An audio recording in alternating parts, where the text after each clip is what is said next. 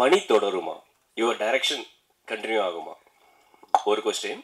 And இந்த பணியோட sequel வருமா, பணி தொடருமா? இது இந்த படம் தொடங்குறதுக்கு முன்னாடியே எனக்கு இந்த மாதிரி நிறைய ஆசை இருந்துச்சு. ஆனால் அது விஜய் சூர்யா சார் சொன்ன மாதிரி அவ்வளோ ஸ்ட்ரெஸ்ஸான ஒர்க்கு. நடிக்கிறது நான் ரசித்து பண்ணுற விஷயம், இதுவும் ரசித்து தான் பண்ணுறேன். நான் இது அவ்வளோ ரெஸ்பான்சிபிலிட்டி இருக்குது. இப்போ அதனால இப்போ வந்து இந்த பைபாஸ் எல்லாம் முடிஞ்சு ஐசியூவில் வந்து இருக்கார்ல, அந்த மாதிரி ஆசுவாசம். ஓகே, அவ்வளோதான். என்ன யோசிக்க முடியல எதுவும்.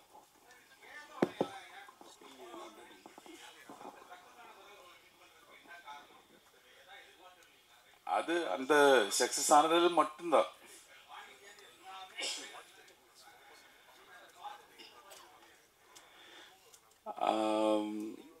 இல்லை, இங்கே நிஜமாக சொன்னால் நிறைய ரிலீஸ் தமிழில் இருந்துச்சு, தியேட்டர் கிடைக்கல.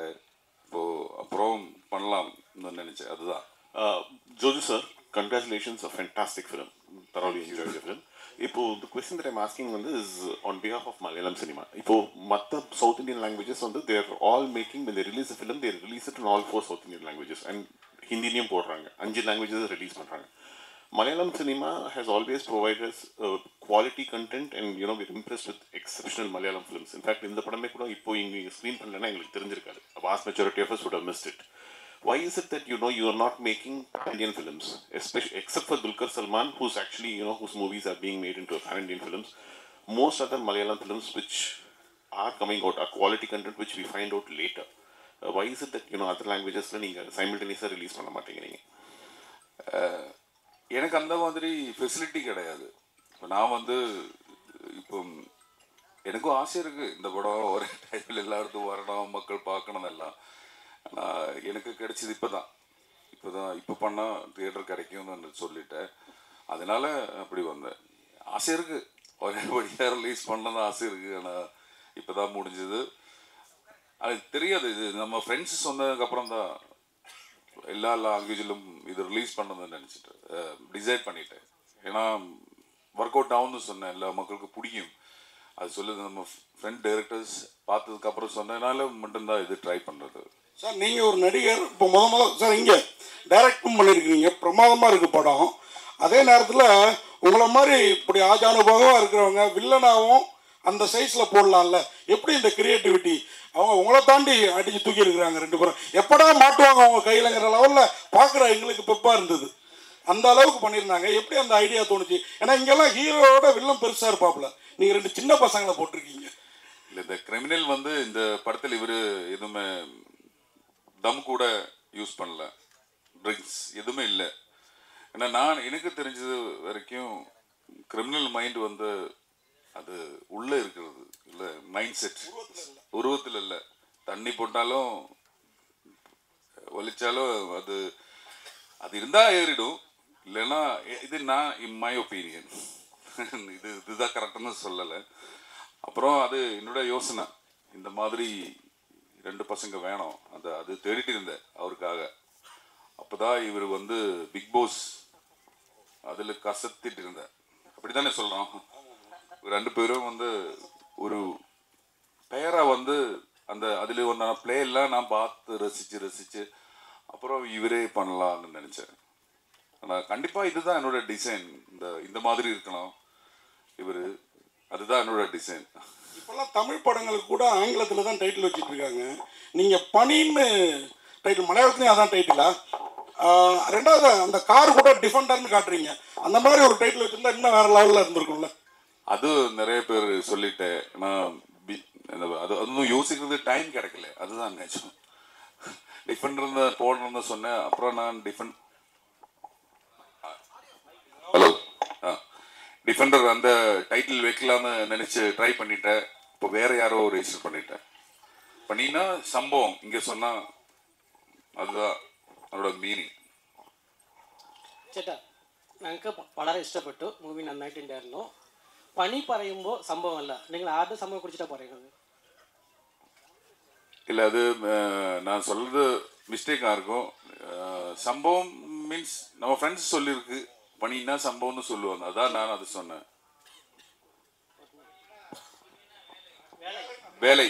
அதுதான் நம்ம ஊர்லும் வேலை தான், ஆனால் செஞ்சிடுவா இப்படி சொல்லுவல்ல, அந்த மாதிரி ஒரு ஐட்டம். சார் ஜெஸ் சார், ஆக்சுவலாக இந்த படத்தில் வந்து கேமராமேன் யார்? ஏன்னா கேமரா வந்து மிரட்டி இருக்காரு. அதே போல் இன்னொரு இடம் பார்த்தீங்கன்னா அந்த பெண்கள் வந்து ரொம்ப போல்டாக நடிச்சிருக்காங்க. ஒரு சீனில் வந்து அவர் ஒரு இது பண்ணிவிட்டு அந்த ரூம்லேருந்து வருவார், இவர் போயிடுவார் பைக்கில், எனக்கு வேலை இருக்குன்னு சொல்லிட்டு. ஸோ அது ரொம்ப இதுவாக இருந்தாங்க. அவங்க 2 பேருமே நல்லா ஆனஸ்ட்டாக பண்ணியிருந்தாங்க, அவங்க அபிநயாவும் அவங்களும். ஸோ எப்படி அவங்கக்கிட்ட இதை கன்வே பண்ணீங்க, இந்த மாதிரி தான் இந்த ஸ்டோரி வரப்போது, இந்த சீன் இப்படி தான் இருக்கும்ட்டு? ஏன்னா நாங்கள் நிறைய டிஸ்கஸ் பண்ணிடுவோம். அப்புறம் நான் தானே கோ ஆக்டர், இப்போ நடித்து எக்ஸசைஸ் பண்ணுவேன். நானும் நடிச்சிடுவேன், அவர் கூட இருந்து நடித்து ரிஹர்சல் பார்த்து சீக்கிரமாக இந்த அப்படின்னா வந்து அந்த அளவுக்கு இந்த அளவுக்கு கேட்ச் பண்ணிடுவா அவர். நமக்கு அது சொன்னால் போதும், தெளிவாக சொன்னால் கரெக்டாக வந்துடும். அவர் பண்ணுறது ஒரு மிராக்கள் என்னை பொறுத்த வரைக்கும். இப்போ நிறைய பேர் சொல்லிட்டேன் இந்த படத்தில் இவர் பேச வேணாம், நான் வந்து இல்லை இவர் பேச வைக்கணும்னு நினச்சி அப்படியே பண்ணிட்டேன். ஆனால் அது தேங்க்யூ. படத்தில் அபிநய பேசல.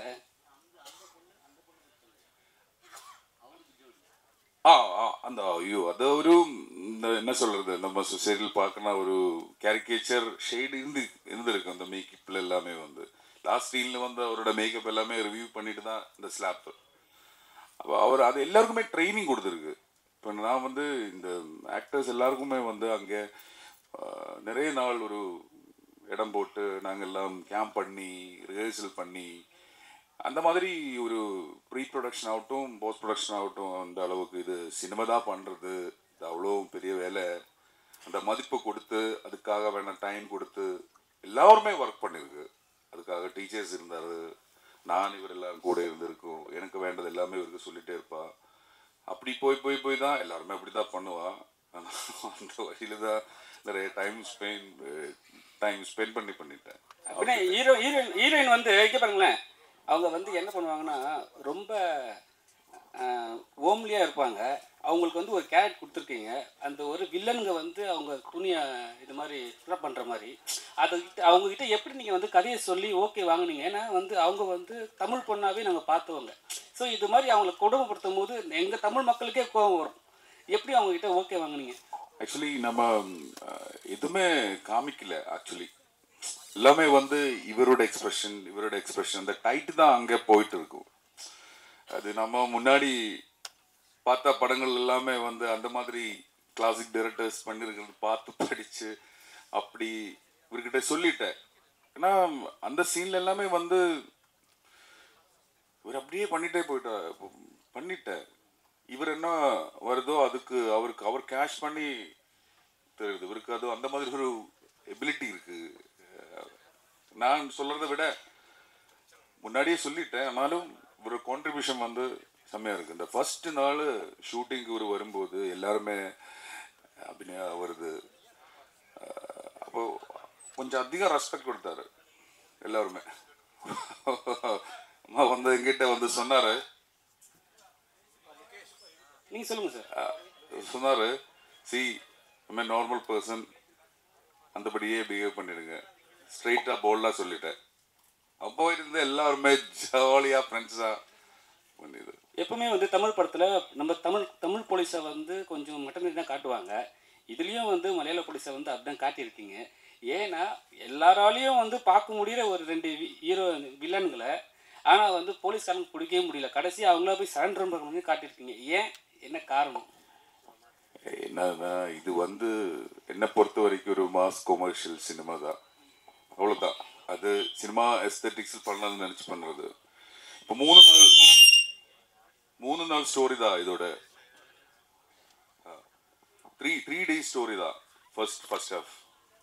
அதில் இதுதான் முடியுதுன்னு நானே நினச்சிட்டேன். அப்புறம் செகண்ட் ஹாஃப் வந்து ஒரு கேப்புக்கு அப்புறம் 3 days. அதிலும் அந்த டைம் அண்ட் ஸ்பேஸ் வந்து கம்மி பண்ணியிருக்கு. அதில் அப்படி தான் நடக்கும்னு நினச்சி பண்ணிட்டேன். இது சரியானு சொல்லலை, இதுதான் கரெக்டுன்னு சொல்லலை. ஒரு படத்துக்கு தேவையான மாதிரி ஏதாவது போனோம்ல, முடிக்கணும்ல, அப்புறம் யோசிச்சு பண்ணது. இதுதான் நம்மோட பெஸ்ட்டு. இதுக்கப்புறம் பண்ணால் கண்டிப்பாக முடியும், இதை விட நல்லதாக இந்த படம் பண்ண முடியும். இதுதான் நம்ம லிமிட்டேஷன். சார் அப்புறம் சார் இந்த படத்தில் கிளைமேக்ஸ் வந்து எப்படி திங்க் பண்ணி சார்? கிளைமேக்ஸ் இருக்கு இல்லையா படத்தில், அந்த கிளைமேக்ஸ் இந்த கிளைமேக்ஸ் தான் வைக்கணும்னு முடிவு பண்ணிங்களா இல்லை வேறு கிளைமேக்ஸ்? நிறைய யோசனை போயிருந்துச்சு. இந்த செகண்ட் ஹாஃப்ல வந்து இந்த ஸ்கிரிப்ட் ரைட் பண்ணும்போதே நிறைய யோசனை போயிட்டு இருந்தது. அப்புறம் ஒரு பாயிண்ட்ல இது டிசிஷன் பண்ணிட்டேன், இதா இருக்கணும். அந்த விஷுவல் மனசு இது வந்ததுனால அது முடிச்சிட்டேன். இல்ல சார் இது எத்தனை நாளில் ஷூட் பண்ணீங்க? எவ்வளோ பட்ஜெட் ஆயிடுச்சு சார்? இல்ல இது எடுப்பாங்க. நான் 100 days ஷூட் போயிட்டேன். ஏன்னா இந்த சிங் சவுண்டு படம், இது சிங் சவுண்டில் தான் பண்ணியிருக்குது. அதனால எல்லாமே வெளியிடும். அப்போ நம்ம ரொம்ப ரெஸ்ட்ரிக்ஷன். அப்புறம் புதுசு எல்லாமே வந்து ஒரு 40 பிளேஸ் நியூ ஆர்டிஸ்ட், அதனால டைம் ஜாஸ்தியாக எடுத்துட்டேன். ஆனால் புது ஆக்டர்ஸ் நடிக்கிறதுனால பட்ஜெட் எதுவுமே கம்மி பண்ணல, எல்லாமே வந்து அந்த லெவலுக்கு போயிருக்கு. சார் நீங்கள் வந்து டைரக்டரு நடிகர், அதாவது நடிகராக இருக்கும்போது நீங்கள் போயிட்டே இருப்பீங்க. டைரக்டும் போது இந்தாங்க இருக்கேன், டைரக்ஷன் பண்ணும்போது ரொம்ப கூர்ந்து கவனிப்பீங்க. இந்த படத்தில் பார்த்தீங்கன்னாக்கா ஒரு சீனில் வந்து அவங்க உடம்பு சரியில்லாமல் படுத்துருக்குறாங்க, நீங்கள் பார்க்க போகிறீங்க. அப்போ மூச்சு விடுற சீன் கூட வந்து அந்த அளவுக்கு ரொம்ப டீப்பாக யோசிச்சு பண்ணியிருக்கீங்க. அதை பற்றி சொல்லுங்கள். என்ன சொல்லுது, பொழைச்சு போனோம்ல, இந்த மாதிரிலாம் பண்ணாமல் எங்கே உட்கார முடியாது. அது நம்ம படம் பண்ணுறது எல்லாமே வந்து என்ஜாய்மெண்ட் தான். ஆனால் இது எல்லாமே என் லைஃப்பில் வந்து இது ஒரு சர்வைவல் மோடில் இருக்கும்.